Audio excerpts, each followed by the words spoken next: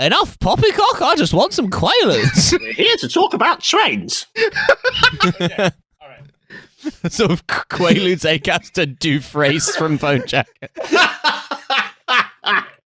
Are we in a silly enough mood that we can start? I think me, Quaaludes Acaster. That's Q-U-A-A. I think we could record a podcast, yeah. Oh, God. I don't think many people even remember Dufresne from Phone Jacket. It's a That's very real deep laser-targeted bit there, yeah. Yeah. You know what we should do? Let's do this. Let's have, after the ending theme song, let's just have the last, 45 seconds. Just so people can hear this madness. All right. For the real heads who listen to the whole theme song every time. An end credits scene.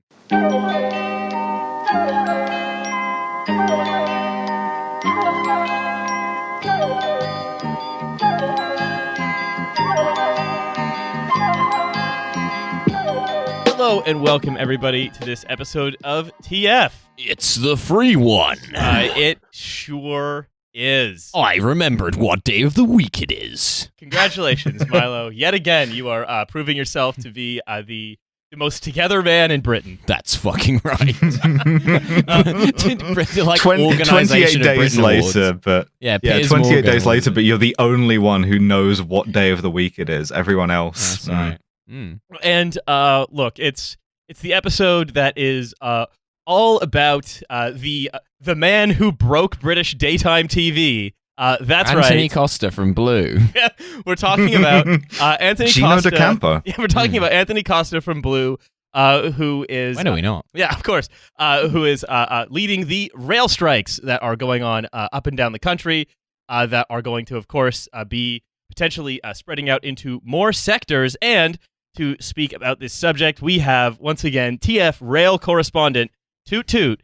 It is Rail Natter's Gareth Dennis. Gareth, how's it going? I'm very well, thanks. I'm in the lounge, and I can tell that you were the one who last stocked the cupboards, because rather than a little bottle of water, there are like 6 bottles of Malvasia just in a little pile.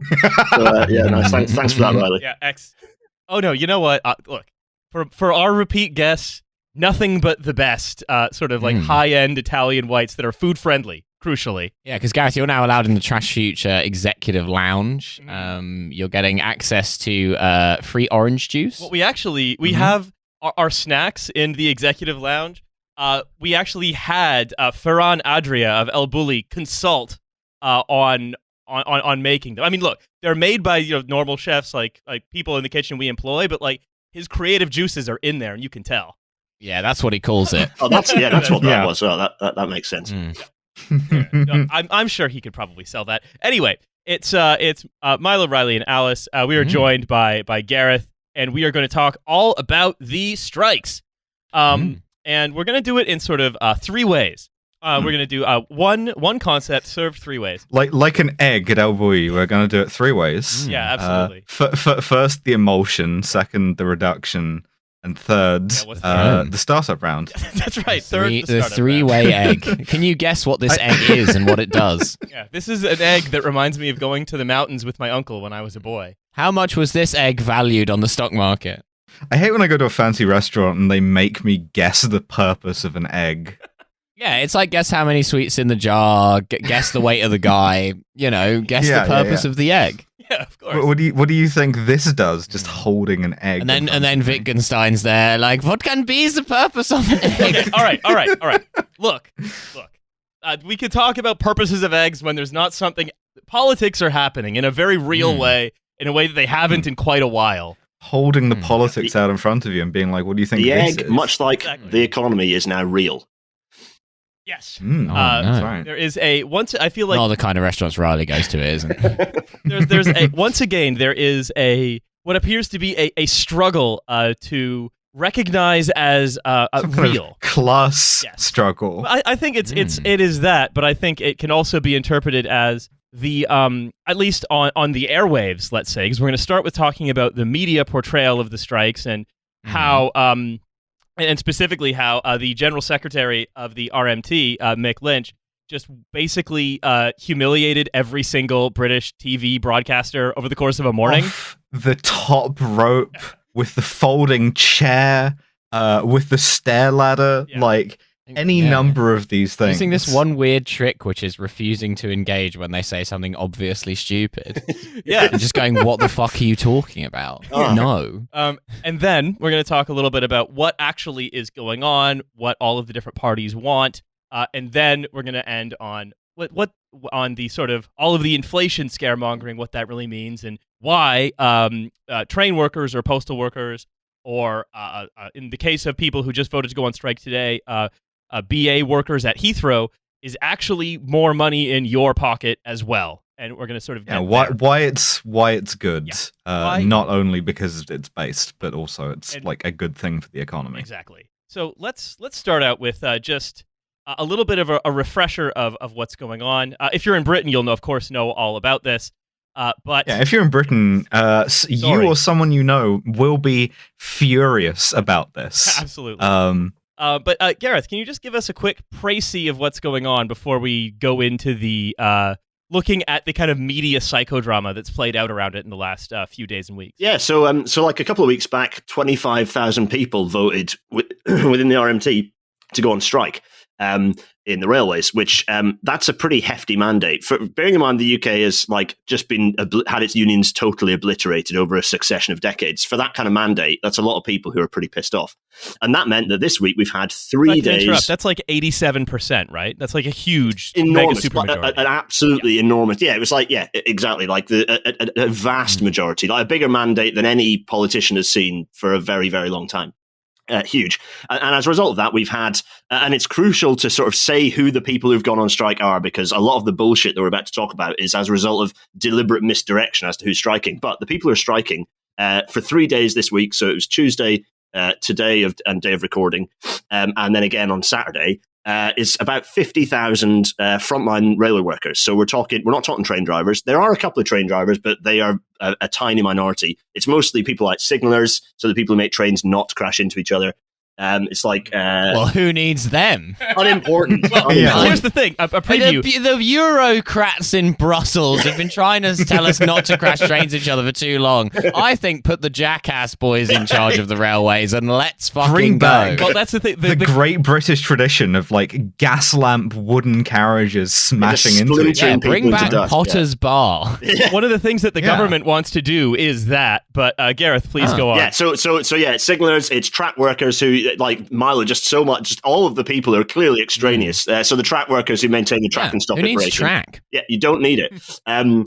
Cleaners, so sort of station attending staff, like just a huge 50,000 people. Bearing in mind, like for scale, Network Rail, which is the government body that actually owns and manages the infrastructure in the rail infrastructure in the UK, only employs about 42,000 people. So 50,000 people. It gives you an idea of scale. It's depending on who you read as to the size of the rail industry. It's almost half the rail industry. So it's a huge number of people striking over these 3 kind of 24-hour periods. And they're doing this because, and I'm checking my notes here to make sure I've got this right, they hate Britain and the armed forces, love Putin, and also want to stop nurses going to work and children sitting exams. Is that right? And also random, depending on which local news channel you're talking to, some random guy who's got a heart operation and has had to pay £200 for a taxi to get from, Little Fotheringham to Madeley or some random place that no one cares about. Yeah. And of course, it's worth saying. Yeah, ever since they closed the General Hospital at Big Fotheringham. Exactly, yeah. And it's worth saying as well, right? In the pocket of Big Fotheringham. It's worth saying as well, right? That you wonder, they shouldn't go on strike because this one person needed to pay £200 to get to a hospital. But surely it's important to have a rail industry, so 98% of the time they don't need to pay £200 to get to the hospital. It's amazing how many people, and I had a chance on BBC Radio York. Milo, this is going to screw your nut. You'll love this. I had a chance on BBC Radio York to quote Lenin. And I didn't tell them that I was quoting Lenin, but I did it anyway, which was to just say, because there are a lot of people saying, I understand the plight of the workers. I understand the workforce is sad. But they shouldn't strike. And I was like, well, no. So you don't support the unions, because saying that you support the unions but you don't support striking is like the hangman is supported by the hangman's rope. It's not. It's which is me garbling up a Lenin quote, which I was very pleased to do on local radio. They were like, Gareth, why are you speaking Russian? What's happened? But so what we essentially have, right, and one of the reasons that this has all happened, of course, is I mean, there are immediate causes and sort of more ultimate causes, right? I would just quickly go into these causes before we go into the framing and then into the detail. Yeah. So hating Britain, hating nurses. Sorry, Alice already said. But I guess hating the troops. The causes that they will lie to you about, of course, and say they actually believe are that they have they've been having real terms pay cuts every year for ages, and that their working conditions are constantly under threat from a broad umbrella of things that we've actually talked about on the show before, dubbed modernization, that actually just involve trying to replace skilled labor with like an AI drone or what have you, right? And it ties in, and I know we'll get into this in a bit more detail, but it ties into the fact that, as we said on the previous, I think we talked about this more on the bonus episode that I was on to start with, which was the fact, wait, the guest does it. I don't know if I hate when the guest is like weirded out by it or if the guest does it. No, I don't know which one I hate more. Embrace it. We talked about the fact that the rail industry is currently going through like a protracted reorganization, and it's as ever, it's an excuse to just. It's supposed to be defragmenting it, but actually what it's doing is just doing more Thanosing of like sort of skills and people who actually are desperately needed within the industry. But yeah, we'll open that hood when we get to it, which nicely segues us into the media section. Hood, see what I did there? Yes. Perfect. Thank you, to zoom out for a moment to the broader British issue, I think, Gareth, what you were saying there taps into a broader thing about any sort of public project in Britain, which is it's always an excuse to make things worse. No matter how notionally good the thing is, it's always an excuse to make things worse. It's like whenever they do any kind of like transport reform in central London, more or less all they ever do is make it harder to drive. They never make it easier to do anything else. Like in quite often at the same time as they're making it harder to drive, they're like removing bus routes and stuff, and then just going, you could cycle. It's like some people are old. They exist anyway. But my broader point here is that what I've noticed a lot about the analysis about the strikes and how people are reacting to the strikes is that the strikes are good, as we've previously discussed, but what they're missing is that Britain is a deeply fucked country where everything is fucked. And it's sort of weird because sort of like there are two layers going on, which is like all of train drivers' grievances are valid and they're perfectly within their rights to strike to try and address those things. They're just also grievances that almost everyone else in the country has in their job, and they don't have a trade union, which is why they hate the train drivers, because they're like, no, it's shit for us as well. It should be shit for you. It's the crabs dragging you back into the bucket. It goes to show, right? And it's moments like this where I suppose I'll sort of betray a little bit of my optimism from later in the show, that these big demonstrations that like you can make the world better. You don't have to wait for someone to do it for you. You can do it yourself by working together with others. Yeah. The demonstration that this actually can and might work if you just actually do it and you actually believe it will work and actually follow through, suggests that Ted Kaczynski showed us that. That's what I mean. The crabs can learn to leave the bucket. And then they can pinch the man that put them in the bucket. Well, you were talking exiting the crab bucket. You were talking about this recently. I think it was. Correct me if I'm wrong. Was it Nate who was talking about that? He just ended up with.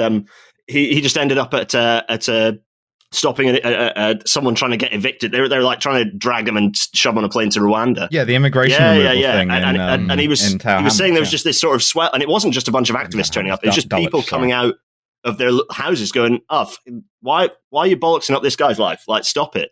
And there is. Why does it smell of bacon out here? A little bit of optimism. That little bit of optimism. Yeah. We can't let it happen. We can't let it happen. Yeah. So look. So the strikes must be crushed. Well, and of course, a key component of this, of course, is our beloved independent finder of fact, the media. So let's talk. I mean, I've got a few of these.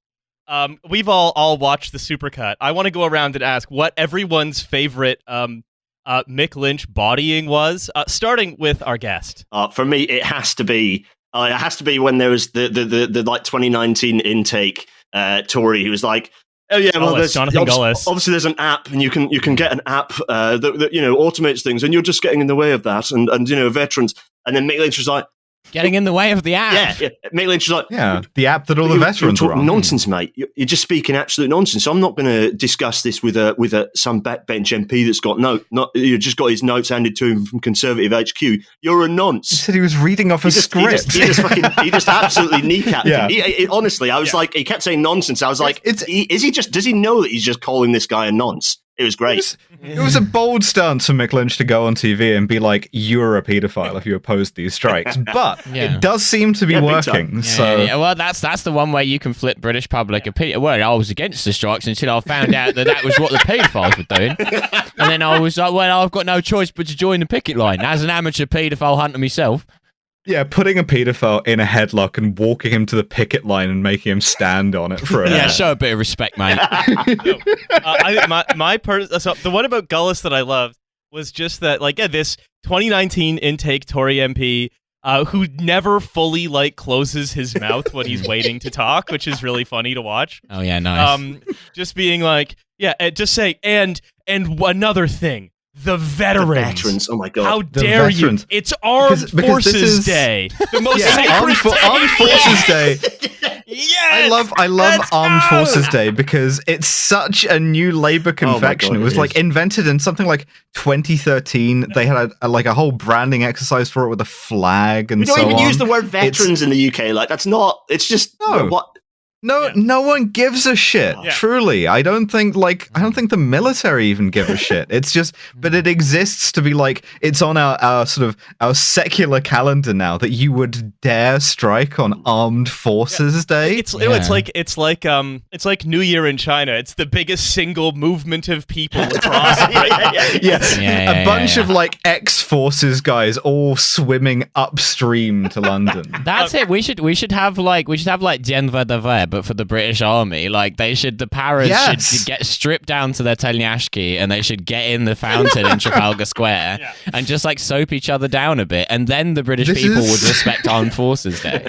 This is a horrifying thing that you've laid because I know paras would love it. So they would. I think my favorite one was probably Kay Burley. Who again? That's mine too. That's also mine. That was powerful. Because the thing that really struck me about the Kay Burley thing was that it was a good example of how Mick Lynch is successful on TV, not just because he is a normal person who knows what he's talking about, but also because he's actually very good at media work and has had some professional training in doing this. Because what Kay Burley was trying to do was to lead him to deny something in a way that would have made him look bad.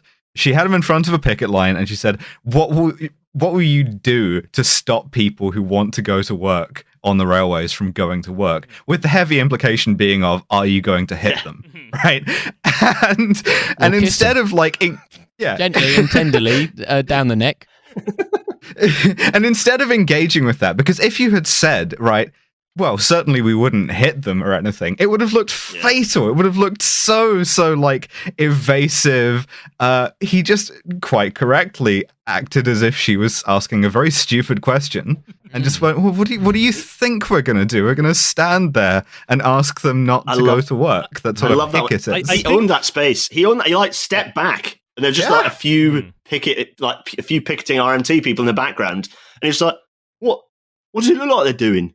And it's just Kay had statutory maximum of 6 people. They're doing the most British thing imaginable, standing about with their hands in their pockets. So I think that is patriotism on Armed Forces Day. We had the IEA's worst freak dipshit, Matthew Lesh.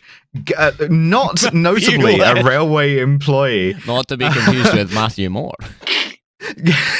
went through a picket line and took a photo of himself sort of gurning at his phone camera. The soy face guy. Yeah, that was good. Because he was like, no one tried to stop me and no one called me a scab. It's pathetic, really. And it's does he work at the railway? Who is he? He was going to drive a train. He was going to give it a go. So I think the thing that I think unites a lot of these different sort of media vignettes, I want to talk about one or two more, but I think that it's really interesting, right, is it shows a few things. it shows number one complacency. Yeah.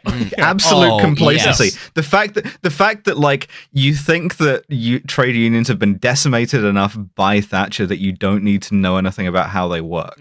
That you don't need to know that there can only be 6 people officially on a picket. That you don't need to know that you like can't do secondary action, so you can't just open all of the ticket gates and let people through onto trains that are running anyway. Like either not knowing those things or pretending not to know those things is a function of like winning too much. It's suffering from success. Also, the other thing that I think it really shows is number one, the role of these people as like the British state's immune system. That they are there to try to demolish and discredit. Low T cells. Yeah, they're there to try to demolish and discredit anything that is improper or out of the ordinary or that is simply unthinkable in the based on what our current political imagination is as a society. And to see them just using that again, I think very proddy confrontational interview technique, but against a guy who just refuses to be anything but normal, completely baffles them. Well, it goes back to what we've said about Keir Starmer. It's like, for Christ's sake, just call them a cunt. Like, you will go up 10 points in the polls immediately. Just be like, that's fucking stupid. It's why Bernie Sanders was so successful, because he'd just go on Fox News and they'd ask him a bunch of stupid questions. He'd be like, I think that's a very stupid question. I don't understand what you're talking about. No, of course I wouldn't do that. Who would do that? That's exactly what I was thinking. We dropped on the head as a child. The other thing though is that what it made me think of is the film Solaris, right? That the British media, the punditocracy, the sphere of the great and the good that generate opinions and TV and columns, interacting with them is like interacting with the planet Solaris, which you imagine your dead wife, which, as you know, is the planet that from the sci-fi film Solaris that if you look at begins to enter your mind and change you and warp you and turn you into something other than entirely human. And I genuinely believe that prolonged exposure on its own terms and taking seriously the fantasy world of either sort of breathless fear or snide condescension that someone like Piers Morgan or Kay Burley or Richard Madeley or Jenny Chapman or any of these Partridge, Madeley. or any of these fucking mutants that he has gone up to talk to, who are again trying to perform an immune function, but for an insane society. Okay, to be fair, Madeley is not that smart. Madeley is simply off the top of the dome saying the most uncool shit he can think of.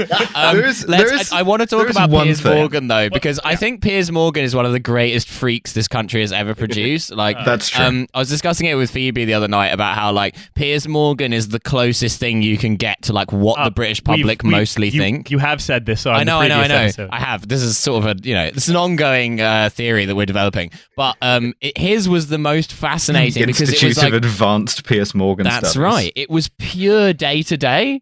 The Kay Burley one was really cringe and car crashy, but the Piers Morgan one I think was the funniest because he was just the tack he took was so bizarre. He was going on about how Mick Lynch has as his Facebook profile picture the villain from the Thunderbirds, which, first of all, Piers Morgan has got to remind everyone who that is, because no one under 70 is going to know.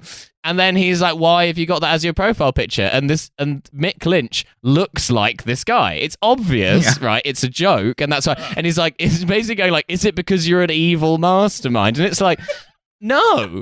But he was acting like he had a picture of Hitler. It's a plastic picture or something. Piers, it's a plastic puppet. It's a plastic puppet from the 60s. And Piers was not having any of it. He wanted the... Oh, man, yeah. Yeah, he's like, can you not see the resemblance? And he's like, I don't know, can you? And it's like, what do you mean by that? Well, that's just why I go with the Solaris comparison, right? Because and that's so funny, by the way, to be the reason why Mick Lynch is effective on TV is because he seems normal. By the way, have you seen this Tarkovsky movie? Yeah. Riley got a PhD in between the last recording and this one, and now he's going to be doing PhD guy shit. No, but this is why I was thinking of this on my bike, right? Which is just why, because the world that they want you to inhabit is one where things of everything utterly inconsequential must be whether that is totally unfounded fears based on wild speculation, whether that is the vast overinterpretation of some shit on Facebook, or just outright suggesting that someone is a liar because they are out from outside the political norm. All of that is this coagulation of the suggestion that anything that is unreasonable, that is a sort of an irrelevance or a frippery, is kind of the only thing that must ever be discussed and must be taken incredibly seriously. Whereas the actual material things, the world in which you live, the world of cars and trains and houses and humans and lives and stuff, that is an irrelevance. That mustn't really ever be taken seriously. And someone like Wes Streeting, for example, who has platonic, it's pure like cave in the forms, who has grown up from the age of fetus to be molded into the perfect participant in this performed unreality. That's why he's so uncanny. So yeah, I was thinking about this on the drive up actually, and I was thinking, like why. Like, I was just trying to think of pinpoint things, a bit like Alice, you're saying, like, normal guy also knows what he's talking about. And I was thinking, like, so I do... Dangerous combination. So I do news bits every now and then, and I do local radio stuff because, low-level Twitter weirdo. But I was thinking, I don't... The people who successfully really crack going on the TV a lot are either kind of generalists or economists who kind of do know stuff, but only on a general level, and are generally pretty extreme. Whatever it happens to be, they're punchy kind of characters. Let's say that. I'm not just talking about psychopaths, but like people like Ash Sarkar. She's really punchy. Yeah, exactly. She's really punchy. Yeah. She's a generalist. She's fantastic. I got bumped from GMB for Ash. I was like, I'm at peace with that. It's fine. But like at the other end of the spectrum, you have the Wes Streetings, who are just like they're like just a slime ball that's been shaped and sort of molded by that to fit into that ecosystem, as you say, Riley. And there's no space for. And I think when people who actually know what they're talking about do occasionally get to appear on the news, it lands in a way with the general public. Like, oh, that's someone who knows what they're talking about, and they seem normal. And it's just, it's so rare that the door is allowed to open enough, just a little tiny crack for them to be able to talk through it. This is one of my favorite things when sometimes you get a radio debate and they have to have like balance, but then it's like it's really off kilter because it's just not a matter of opinion. Like they just get on someone who knows about the thing, and then for balance they get on someone who just doesn't know about it. Like I remember once listening to, I think it was on Radio 2, a debate about having a 4-day working week, and they had like a professor of economics from Oxford who was just like very patiently explaining like why a 4-day working week would be a good idea and like places where it's worked and like the economic rationale behind it and so on. And then they just had like a backbench Tory MP who was just going, well, I think that's bollocks. And then like the guy's going, but why is it bollocks? And he's going, well, it just is. And it's like, this isn't a debate. This is just a guy explaining it and another guy saying bollocks. Your man, that's the thing. He was not, he's not also willing to go on the attack. And that's the thing. I don't want to make this the Mick Lynch fan cast, right? Oh, but it is already. Riley, that ship has sailed. But I think we're just not going to be one of the people who's like, Mick Lynch should be in charge of the Labour Party, a job which would make the Labour Party and him worse. Actually, that's why. No, this is something. You should DM me. Episode title right there.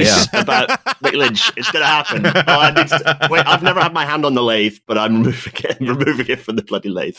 Slash fiction about Mick Lynch. There's actually a pass through in the executive lounge onto the lathe. Which I want to sort of come to the end of this bit and sort of move on. Yeah.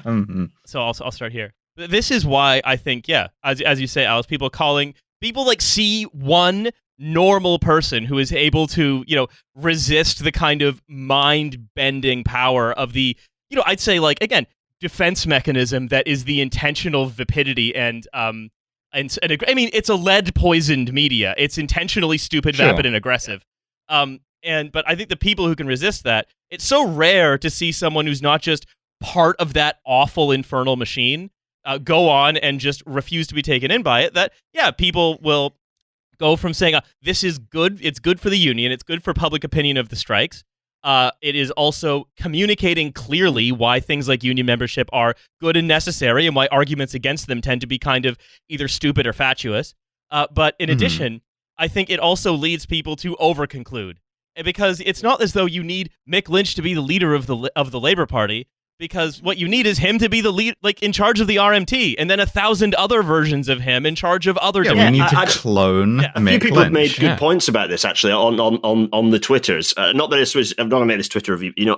Basically, if people pointing out like, no, it's not because he's utterly and totally brilliant. Like, he's great and everything, but he's just a normal guy.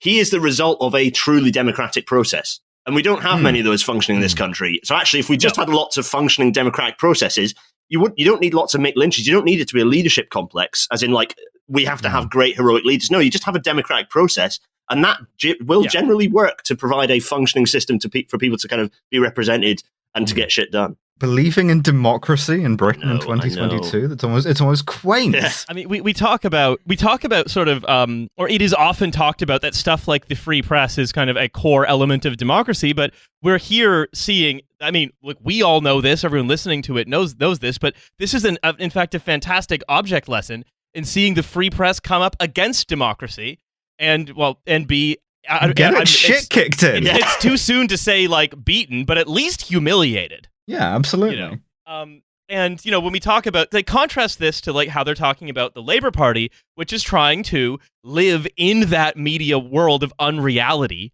right? They've sort of adduced them. They've sort of decided we are going that the shadows on the cave wall are good, and we are going to make the noise. We're going to make all the right noises when we see certain shadows come on the cave wall, and we're going to make sure that we all stay in that cave.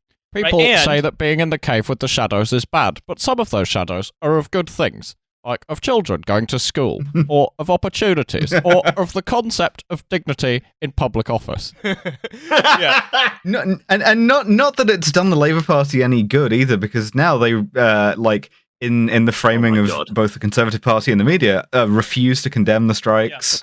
Yeah, they actually love the strikes. I saw Keir Starmer and Mick Lynch in a room kissing one time. There's one shadow I'd really like to talk about, and it's the shadow being cast across Boris Johnson's reputation by his conduct at a number of parties and his refusal to resign in accordance with the Nolan principles of ministerial conduct. I mean, already, the Express is sort of writing breathless revelations of, Labour has been taking money from the unions. Again, that's how the Labour Party is constituted. But again, the thing is, and it's not the RMT. Yeah. Not the RMT. The RMT isn't affiliated with Labour. Mick Lynch himself isn't a member of the Labour Party. It's got fuck all to do with them. And the question is, like, why the Labour Party are going so hard to like try to distance themselves. It's just so there are a few people who I know who are like, Labour Party, no matter what, Keir is great because we need to unify behind wonderful Keir, and they continue to say no. They know what they're doing. They're brilliant. They're navigating their way through. Safe pair of hands. I love how successfully they've navigated their way through this in the sense that they have managed to successfully be tarnished by an association with unions and are disciplining MPs or disciplining ministers who have appeared at picket lines, thereby alienating absolutely everyone they possibly could in one go. It's fantastic. Never knowingly on the winning side. Yeah. That's the Labour Party promise. Like, we will distance ourselves from whoever seems to be winning. That's what we'll do. So look, this is I think the air war, let's say, right? This is the war over public, and again, public opinion. Just to and it reminds me a lot of the movie Roadside Picnic. Shut up, which that's my favourite part of when Mick Lynch was talking to Richard Madeley. It was when he said, "Well, of course, this comes up a lot when Tarkovsky is dealing with that idea of Sovietskaya realnost," and he. I think it was fucked up for Mick Lynch to like push that pram down the long flight of steps. So I think one of the they held one of the RMT picket lines at a disused chemical plant, and then all of them actually got cancer in later life. So if you're all done roasting me, I'd like to talk a little bit about public opinion, then go on into what actually happened. So public is currently, again, broadly supportive of the strikes. Again, this breaks down by age it breaks down mostly by age. With if you're above 65, you're like, fuck them. It should be shit. They should be happy to get paid in mud and sludge. That's right. And then if you're sort of under the age of 49, the age of people who take trains the least as well. Like they've been the least inconvenienced by this. Yeah. Just the idea that someone is doing something to make their life better that isn't like becoming an entrepreneur is anathema to these people. Pensioners love all the stuff that they will never have to do, like commuting, national service, like any shit like that. Pensioners are always like, fuck yeah, dude. The public is broadly supportive of the strikes. And also, this is that generally speaking, there's a pattern that support for strikes as they drag on, support for strikers tends to rise among the public because the opinion tends to be, and this is sort of historical, that the lowest the public opinion of strikes will be, not all the time, not universally, but usually, is at the beginning when the disruption starts. And then the blame very, very sort of gradually over the coming weeks then shifts to government for not solving it, right? Yeah. Yeah, because it becomes like irrefutable that people don't like it when they're on strike. They don't like not working. If they want their conditions to be better, they don't want to not work. Yeah, because eventually, at some point, the news has to interview someone who's actually on strike. And I think that when they do eventually do that, other than the leader, when they eventually do that, you just see someone who's just a normal person who's just fighting their corner because they actually aren't going to be able to pay their mortgage. Mm-hmm. And again, and then and that's why the attacks on no, they're not fighting their corner, they're fighting you because you want to get around for Armed Forces Day or whatever. You want to go. Every Armed Forces Day, I celebrate it by getting a bunch of trains back and forth. The traditional way. Just at different times. See what happens. It's weird that every Armed Forces Day is celebrated by doing the thing that whatever industry on strike is doing. It was weird that one Armed Forces Day when everyone had to go to primary school. Next Armed Forces Day, I'm going to go to Heathrow and check into a bunch of different BA flights. I'm not getting on. I visit all of the service academies on Armed Forces Day, as I presume all of you do. I do Sandhurst first, and then I go off down to the Royal Naval Academy in Portsmouth, and then I go to wherever the RAF one is.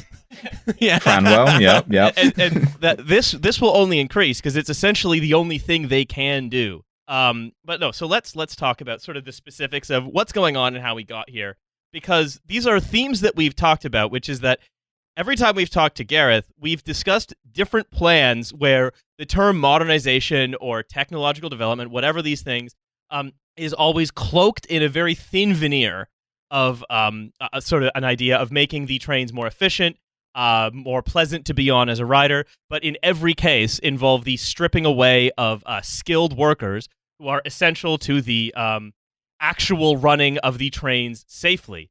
And there are a few I've seen that I want to discuss a little bit here as well, which is it seems as though they want to automate a lot of safety checking on trains and tracks using stuff like drones. I have something for this really quickly. So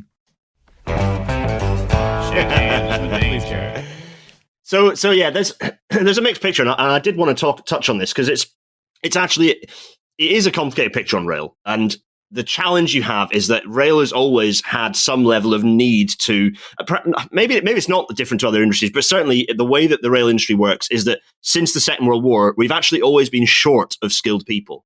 So we've always been short of having enough. We've always been overstretched. And so straight after the Second World War, we introduced machines to maintain track because we just didn't have a load of track workers that we had before the Second World War, partly because we'd got a load of them shot, and partly because they just didn't want to come back to railways. Railways was shit work. We thank them for their service on Armed Forces Day by riding the trains. Exactly. So we've always had introductions of new technology as part of sort of dealing with a shortage of staff. So there's a bit of a weird dichotomy. So you've got this skills challenge and also the safety thing, which is actually that it is good to reduce the number of track workers on the railway that aren't getting turned into chunky marinara by trains. So there is this. So I want to, as I always like to, make the picture more complicated by reality. However, so yeah, things like using drones to survey track is actually fine, right? Fine, but what is problematic is when that is used as an excuse to not then redeploy those skilled people to do the other things to keep the railway running. If it's used as an excuse to just basically get rid of their grades, kick them off the railway, then it's like a double whammy hit to the railway when we're already continuing to be short of skilled staff, which I know is a strange thing to say when government is actively telling the industry to cut more people. Yeah. Well, so yeah, it's a complicated. I just want to automation is not necessarily always a dreadful thing in the railways, but it's what you've got to look at where it's coming from. what the kind of the desire for that automation is doing, and then what the outcome is. What's happening to those skilled people? Are they actually just basically getting sacked, or are they genuinely being redeployed and being made a better use of? Because it's, for me, right, I mean, having done this podcast for several years now, whenever I see a very important, let's say, important to my continued existence process, being told, oh, we're going to do this with a drone, it's going to be analyzed with AI and so on, what I tend to, and we're getting rid of the guy that used to do it. Yeah, what you tend to hear is... Yeah, and it's stuff like, or also it's things like trying to replace station attendants with a sign, for example, because the sign can't control, say, an overcrowded platform, for example. Or maybe it could be that one call sign in the underground that has like an inspirational message of the day, and that just writes itself. Actually. Yeah, exactly. Well, take accessibility as an example, right? Our railways are hopelessly inaccessible to anyone other than, well, basically they're really inaccessible to basically everyone for various reasons. But if you're in a wheelchair, or like you can't lift your knee much because for whatever reason, it's really difficult to get on trains. And invariably you end up stuck on or off a train and you need someone to come and help you. And those people, if they're not around, if there's not a ticket office, for example, there's no ticket office, you've got rid of the ticket office, it can be quite hard to know where someone is to actually go and find them in the first place to get help. So that's just one microcosm of like how staffing is really important. Sort of Britain in general, knifey, spoony ass country where like there are staff there and they do have to help you, but can you find them? Can you say the magic word? Solve my which will summon riddles them? 3. Yeah. So the picture is complicated, and in a weird way. So there is lots of technology that we use that works. That this week has sort of been a week. You know, this my air show thing that railway air show thing that I've been at all week has lots of this technology, and plenty of it is good and does work, right? And it does fall into the potential like you'd expect to hear it in one of your startups, Riley. But actually, some of it is real. Whenever it mentions AI or autonomous, that's when my little flag goes up. It's like that's not a thing. But it's about the context. It's about, right, why is that technology being used? Is it just being used as an excuse to just get rid of people out of the industry? And what are the outcomes? And it has to be assessed kind of in that light of skills and safety. And the other thing I want to talk about, especially to do with skills and safety, is this idea that they want and again, this is as I understand it, there is a drive being supported by the government right now for Network Rail to bring in lots of agency staff to fill these holes, but also to be able to use more agency staff for these skilled roles in general. So this happened before. So if before we had Network Rail, which is basically like it was basically a government body, and then it is very much legally a government body. I think it changed in like 2013 or something. But Network Rail was always basically a government body, a part of government. Railtrack before it was not. Railtrack, lovely, delicious Railtrack, which was basically a contract management organization that hated anyone mentioning the word engineering. And what they did was entirely outsource everything. And if you remember what happened is that we killed a bunch of people. Yes. Well, you mentioned Potter's Bar earlier, you know, so really not great. And so that was as a result of this outsourcing, as a result of not just, and you know, some of those people were skilled people, plenty of them were, there's all those interfaces, contract management. But the reality is that agency staff, and it happened through Network Rail, they actually reversed a lot of this. They brought it all in-house, and safety has got better. You know, actually efficient, fundamentally, the thing that government seems to be obsessed with, which is money, was better when it was in-house because you didn't have to pay a load of lawyers to manage those interfaces. And so they're now looking at reversing that. But then when you have to pay those lawyers, you don't have to think about it ahead of time. Exactly. So it's less. Yeah, you just can have an entirely contingent workforce with absolutely no prospects. Ideally, and this comes back to big themes, right? You lock them into that little thing that they do. There's no chance that, this comes back to even something like cleaners, right? Cleaners, in days when it was a less fragmented industry, cleaners could be like, you know what, I actually want some life aspirations. What I might do is, okay, cleaning kind of is fine, but actually I want to maybe do something different. I'm going to be a guard. And they might, try being a guard a couple of times, then eventually they're the guard. And they might, maybe I want to drive trains. And then eventually they get a chance to drive trains because it's one organization. They can do that. Not when you've split it into train cleaning, subsidiary incorporated 2011 as a thing, and they are trapped in that little tiny fragment. Final they can't go anywhere. .exe. Yeah, of course. Wait, what? And it's the same with agency staff for maintenance. If you're creating a company to put all people of one type of thing in, there is no chance of that, and also it just ends up with better engineering, worse engineering outcomes because no one's talking to anyone. It's just going backwards. It's the government's really excited to and announce the agency thing is they got extra staff off of LimeWire, and they're excited to open them on the big government computer. God, that's such a That's such a narrow reference. Milo. And the thing is, right, oh my God. is that the idea that they're going to break the strike by just having a bunch of people from town have a go at doing track safety inspections is a very fun idea. Oh my God. But it's like signalers as well. Signalers require a minimum 10-week course to be able to say that they are a trainee signaler, let alone actually do it. Like, how are you that's no longer is that person a like high and mighty agency. They're becoming an employee, right? So and government even had to roll back on this. They admitted that it was a bit of a dead cat, so they could try and they were even admitting it. It's like, oh my God, the agency thing is really bad. And it's one of the things I get most angry about in the industry is this reliance on agency staff, because it's deliberately trying to keep everyone exactly where they are so that their grades are easily manageable. So you never have any pay escalation. Well, and it's difficult to unionize. This is a lot of also like, if you like, why a lot of the history of unionization as well is the more you are treated as part of a machine, right? The more you are boxed into an individual component. Yeah, precisely. Right, in the heart of the machine. Exactly. That this is something that people fucking hate. And if the thing is, right, if I'm on a train, I do not want the person who decides if my train smashes into another train to fucking hate their life. I want them to have a very good life. I want them to be happy. Them to have a good life.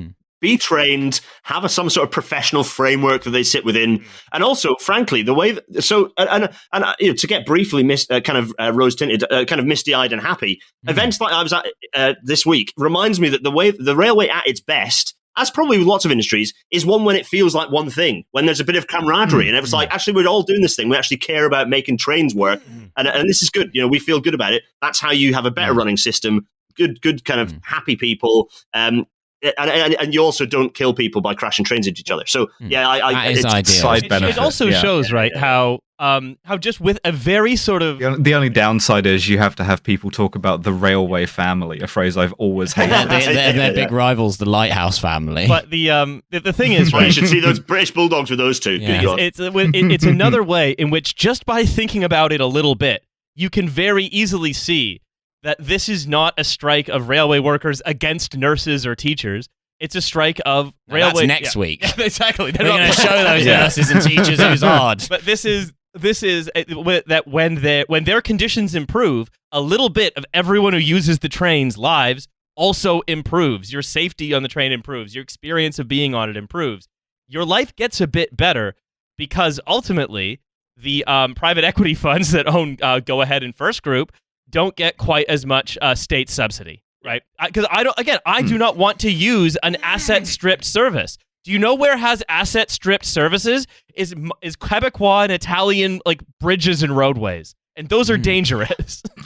Yeah. What's the difference between a private equity fund owning a train operator and the mafia sort of like using half the concrete like to build their own houses or sell or whatever for a bridge project? We feel the mafia have like nicer suits and probably take a smaller car. Don't worry, there are some guys filling those gaps in the concrete. Don't worry about it. And the thing is, right, they're in there. And so let's go further, right? What specifically does Network Rail want? We talked about the broad themes. You've said, Gareth, cut a bunch of jobs in order to save like 2 billion quid a year. You've said this is about staff, services, and stations. Yeah, this is my 3 S's. So when people have been when I've been appearing and people have been going, why are they striking? And because it's a beautiful impression. Arguing with Quaaludes Acaster. Yeah. Like, why are they striking? Can you tell me why they're striking? I might not be able to understand what you're saying. I've taken quite a lot of Quaaludes, mate. So I like, and maybe I'm becoming the media person who we all hate, but I like to kind of keep it something memorable. So from its 3 S's, which is like staff, services, and eventually stations. So it's like three things to think about. So first, staff, which is the obvious one, right? Because the union represents people.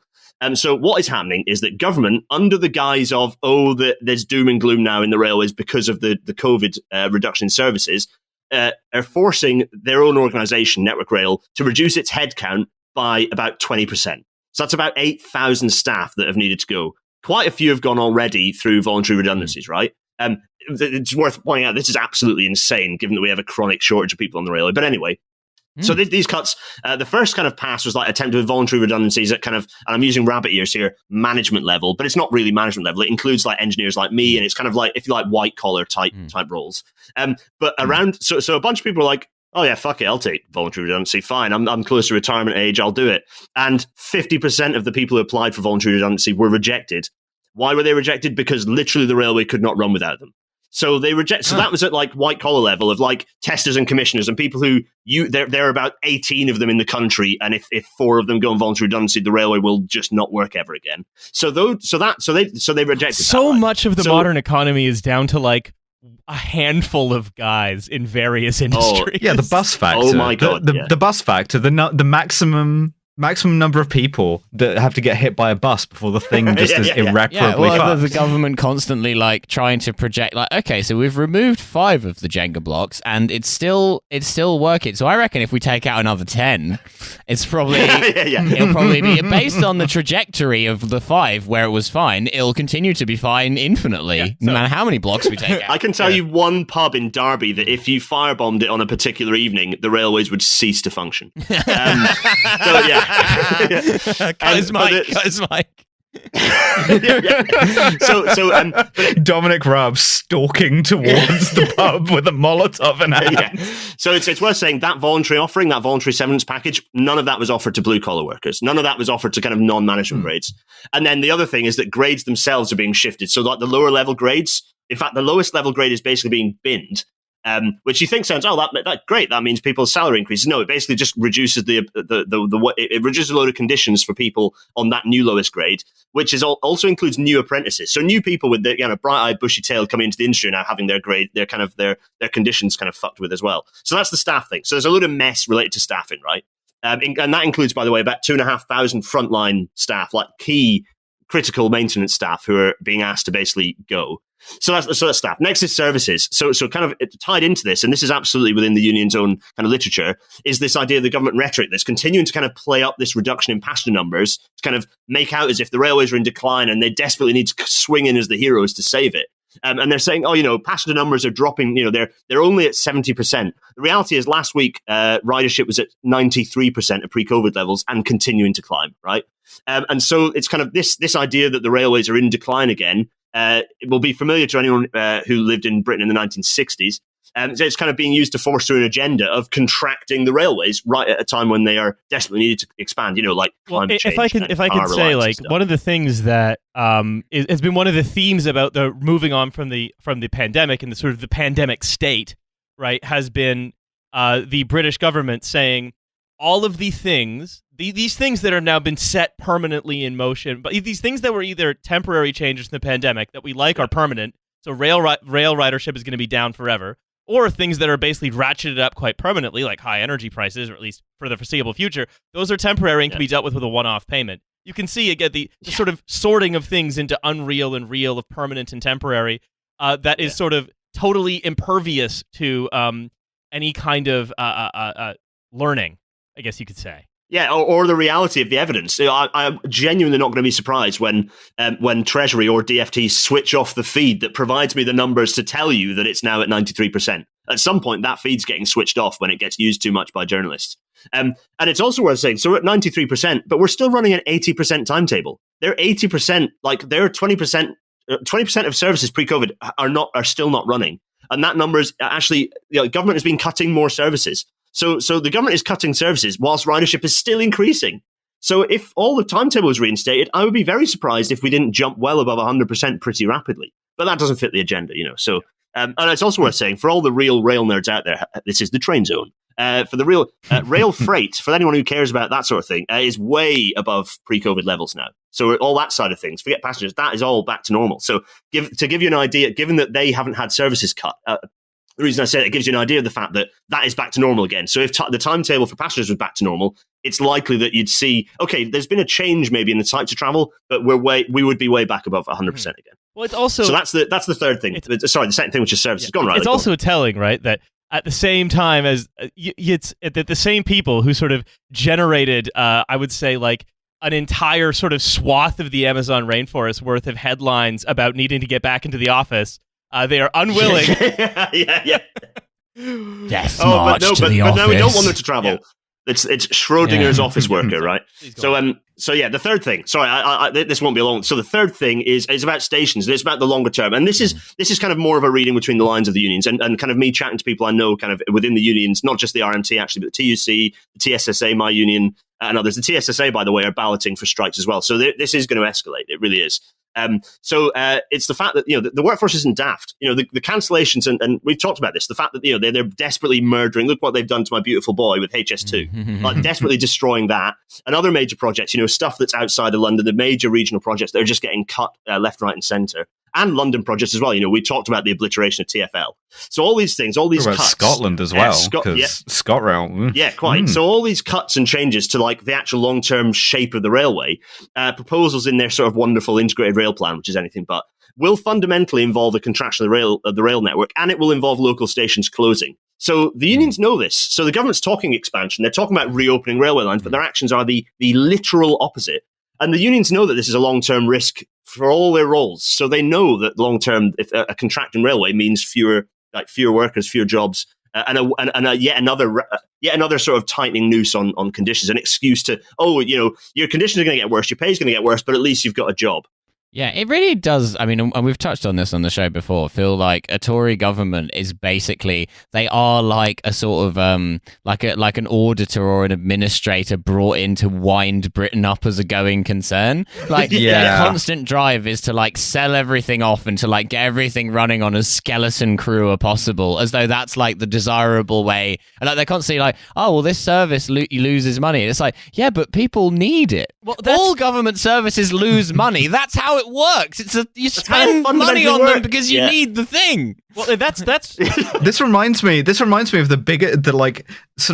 the worst attempt to own the strikers from the right that I saw was a Navy account going, well, train drivers, who again, not who's striking, but train drivers get paid, 50 grand a year or whatever. Average pay in the Navy is 32 grand a year. To which there were several hundred replies going, yeah, but you guys don't drive me to work on the battleship. And they should. You don't fucking... Yeah, exactly. Hold on Forces Day. I want to take the HMS Glasgow to fucking work. That's how Alice is going to commute down. I genuinely do. Yeah. That's right. Well, yes. I think this actually is a good segue into the next thing I want to talk about, which is, what does the Tory government want out of this, right? And I think quite a bit of chaos, destruction, the ruin of their enemies sown upon the mountainside. They want Britain to look like those scenes in sci-fi movies when when everything's white and there's just a guy walking around. That's what they want Britain to look like. Like everything is just totally, just nothing exists. I think what we're seeing is that without the motive power of a project like Brexit, is that they are returning very, very strongly to the natural state of a post 1990, post 2008 British political party, which is a cargo cult to the last time they had an idea. And so this is why I think they are what they're essentially doing is they are trying to fight the same fight that Margaret Thatcher would have done, but in a very, very, very different economy, starting from a very, very different place, where they are trying to. Starting from a Thatcherite victory, no less, which in some ways has hindered them, as we've seen. And so to see so they are essentially. I think they're the mission is essentially to and again, this is what the RMT has said, that the mission is to stop an agreement from happening, because the concern is that more unions like the like the NEU, like the CWU. Just to name a couple that have come up, like the TSSA, and so on.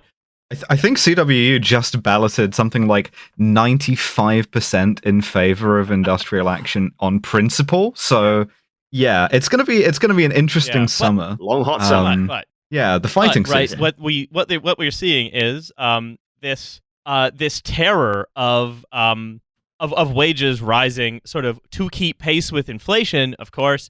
And again, this is I think because their plan is just to hit the same button, which is brutalize the people that we've been brutalizing since Thatcher and before.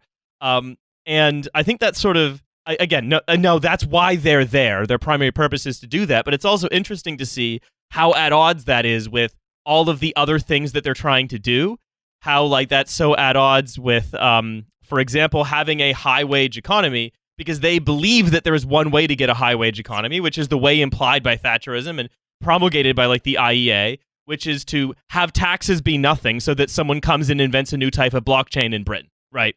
Yeah. And like if the rich, so like I grew up in probably the city in Britain, if not Europe, that represents better than any other that trickle down economics does not work. That is Aberdeen, which is where like all of the oil and gas money came through there, and I can tell you with great confidence that not even a penny of it landed on Union Street for anyone in the city to spend. So if you go to Aberdeen, particularly now that the arse has fallen out of oil and gas big time, that's what it looked like when I was growing up, and just not a penny of it stayed there. And so what I sort of see, right, is that all the people with actual power in this, or with actual institutional power in this country, because there are lots of people with power in this country that's not institutional power, such as unions, but that all of the people with institutional power in the country are essentially retreating to cargo cults of the last time their thing had a kind of verve and a kind of idea, right? Yeah, and Labour are doing it, right? Labour are going back to like their sort of nicey sort of we want group kind of people to we have no thoughts of our own, we have no policies, we just want to be nice, and we want to make prosperity through people having security and some other words that we've focused. Crucially, we have to forget all of how they got any security, prosperity, the weekend, all this stuff. You have to forget all of how that came about, because history, we're no longer there. We're now just negotiating a set. Of course, they're going to be weak shit. Again, they were put there to be weak.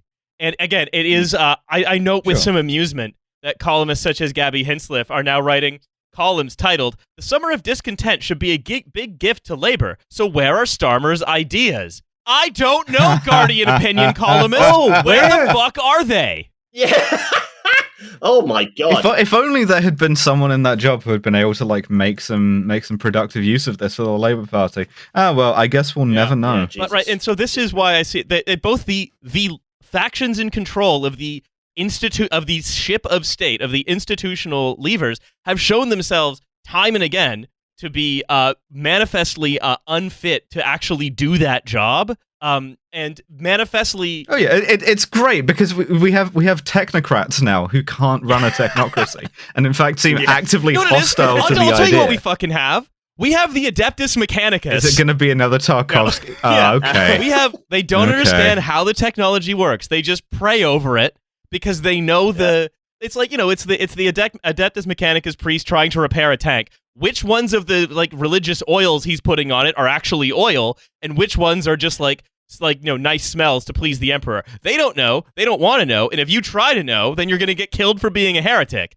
And that's what we have in charge of the country, is just competing factions of tech priests. Check out Warhammer 40,000, everyone. Anyway. do not do that. I'm just thinking about. I've just got Boris saying those words in a speech in my head now. Drip them all over what? We could not approve of the Emperor's design for the Space Marines. 10,000 psychers a day to keep the Queen alive. Yeah. I don't want to recommend Warhammer 40k to anyone. It's just that if you're already cursed to get any of these jokes, you're then, already into it. It's fine. It is. They understand what technocracy looks like, and they will make all of the noises that look technocracy-ish. But there is a manifest, and again, but it's on the blockchain now. But I think this goes back to them living in the same world. In fact, the British media world being a kind of outgrowth and a member of the same monolith as our sort of high political firmament, which is that it is a world of unreality. And a technocrat that is technically incapable of reaching their goals, but is very, very capable of seeming like they're reaching their goals, is a homeostatic and ultimately parasitic organism. And it's funny that it should be the rail industry that is currently bumping up against, given how much of a real thing the rail industry unavoidably is when you've got 450 tons of train kind of barreling towards a signal that's being controlled by an agency worker that works for some company that had its name invented in the mind of some prep boy like a year ago. Can't put that on the blockchain. Yeah, like the train gets there or it doesn't. You can't be like, well, I think in a very real sense, the train not being here reflects that our commitment to the train being there. and the sort of at the base of all of this, right? One of the main reasons why it's happening, and one of the main reasons why sort of most of the people in charge of figuring out whether it should or shouldn't happen are trying to, are liking that it's happening, is inflation, of course, right? And there was this, and if you remember, right, fucking the Bank of England, I think it was Andrew Bailey, came out and said everyone across the economy should not ask for pay increases so we don't have a wage price spiral. Now, again, this is now something that's coming out of number 10, saying it would be irresponsible. Be responsible when you. But the thing is, do you know what creates what? If you think about what makes something a crisis, it's not that the numbers get higher, because if the prices, there's two kinds of inflation crisis, right? There's the kind that we are experiencing right now, which is essentially which is an affordability crisis, right? Yeah, it's a cost of living. And that's crisis, when inflation outpaces wages. That creates a crisis. That in itself is a crisis, because I think it's worth talking about this. A price has three, broadly speaking, components to it. A price has a labor cost, it has a non-labor cost, and then it has margin. And if you want to look at what's been growing, it's been non-labor costs and margins have been growing. And the thing is, all of it. Where has that money been going? By the way, I was told many times that when it went to very rich people, what they would do is they would buy things from the economy. They would buy, their yachts or their luxury watches or whatever. Yeah, and they'd do so. And then from that would enable me. And then therefore, we'd Tesco would have more money, and I can open up a small business selling Rolexes, and do very well for myself. Like to be a Rolex repair woman. I would choose a different brand than Rolex. I think actually Rolex is a fantastic example of artificial scarcity and of inflation, because a Rolex was historically a tool watch. You could buy one for $100, and if you graph the price of a Rolex next to average earnings in the US, you can see that it just takes off worse than housing does. Weird. We have entered the watch zone. You genuinely, the invention of watches as a luxury good is a phenomenon of the 70s onwards. The thing I want to drive at, though, right here, is we have these three components of price: labor cost, non-labor cost, and margin. And all of them go up because that is the nature of of having an economy where things grow all the time, right? That if you want to have growth, you need to have these prices go up. That's how it works. However, the non-labor cost and margin have been growing at a faster rate than labor cost. And you want to talk about where inflation is coming from. It's not coming from increased wages. Inflation is coming from a combination of record profit taking, but also, more importantly, high non-labor costs. And such as energy, for example, is probably one of the biggest ones, because your demand for it is your demand for it is either constant or tends to expand, which is a problem of capital's own making, both by reckless use of energy, but also reckless energy policy, decommissioning a bunch of nuclear power plants, failing to build new ones. It goes back all of the stuff that we're familiar with. And it goes back to the idea of there being nowhere really left to profitably invest, not just here, but anywhere really, and just stripping out the copper wiring, because that's all there really is. And when we talk about inflation as well, try that in British Railways. There's barely any copper wiring to strip. But when we talk about inflation as well, right? You cannot ignore that at the same time as the British government is and the sort of great and the good are calling for restraint on wages for people who work in the rails. Not only are many of the people who are in charge of it paid enormous amounts of money, but they're also trying to unrestrict what banks can pay bonuses to bankers to try and keep the city of London alive and as a global financial center. And so, of course, what happens is those people's bonuses don't cause inflation, but bonuses to people who work in the non-financial sector, for example, do cause inflation, because I imagine the money is somehow magically different. But there is one very definitely one very, very, very, very important difference, and this goes back to something I mentioned at the very, very beginning of the show. Why the rail strike is good for you, the listener, if you're in Britain. Sorry if you're not in Britain. Be glad. This is a good thing. This offer may not apply. This is not legal advice. But what happens when a banker gets a large bonus is that tends to, some of it is spent on luxury goods, maybe invested in housing, but a lot of it, less than you'd think. Most of it just gets the dark web, things like that. Most of it just gets saved. Yeah. It gets stashed overseas. It gets put into investments and so on and so on. But investments just in there very quickly gets to a point where you make more money than any reasonable person could spend. And then what you do is you hoard it. You don't actually use it. You invest. You invest. A lot of, but what are you investing in? It might not be stuff here. It could be absolute nonsense. It could be stuff that is like a reflection of an average of different investments that is it 6 removes from any economic activity. What happens when a train driver or a postal worker or someone who works at Heathrow for BA gets more money, they spend it. Yeah, they donate it to the Russian military yachts.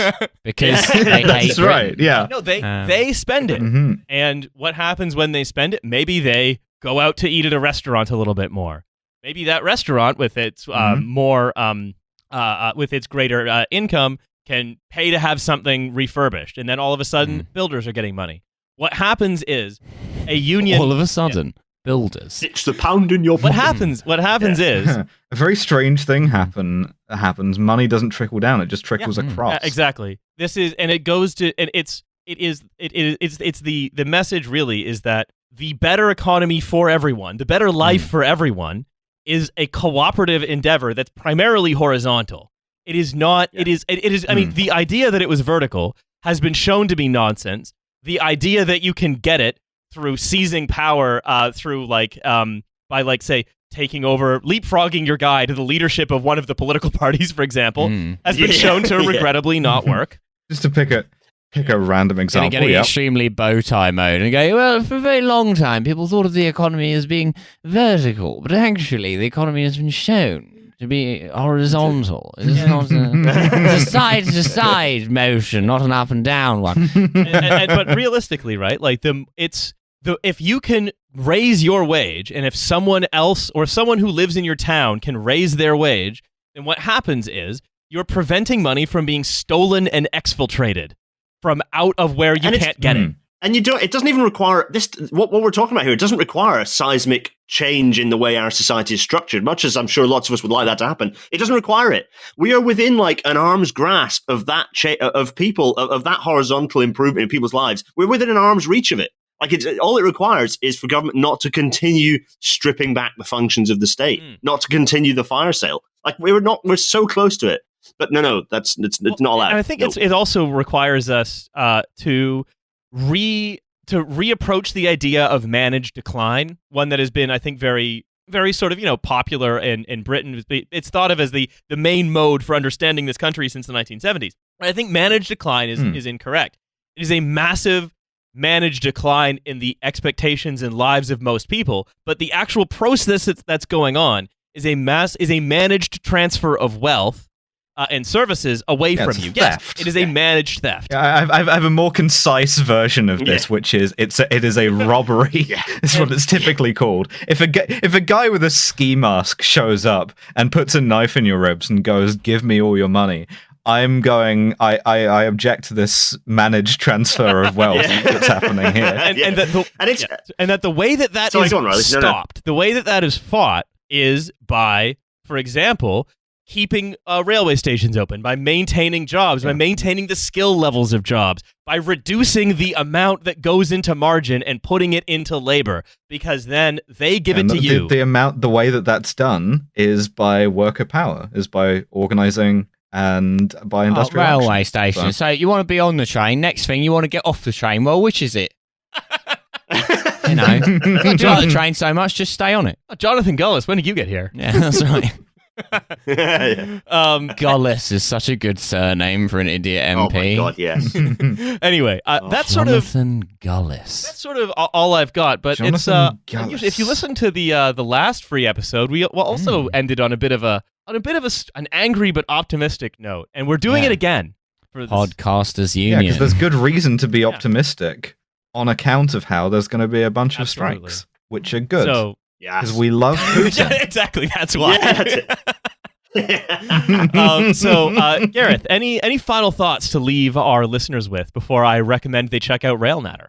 Yeah, I think go and support the RMT Strike Fund is the first thing. Just go and do that. Just chuck them a $5. Yeah. Like honestly, just every little bit helps. Go honk your horn at the picket line. Do I mean, nicely. Honk it in a nice way. You know, honk it musically. Generally just support the strikers. I don't know.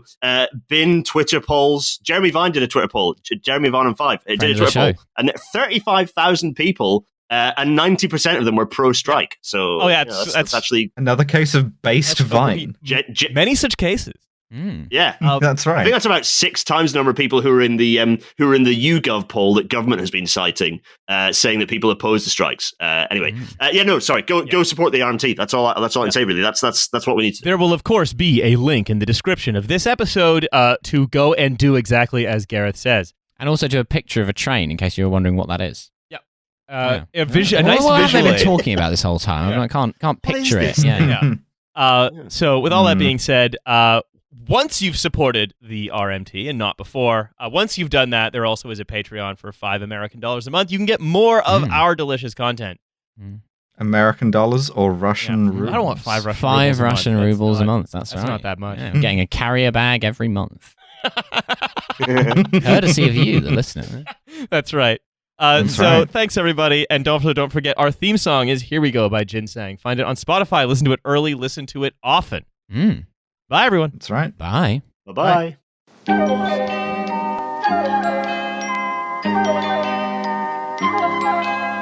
Bye.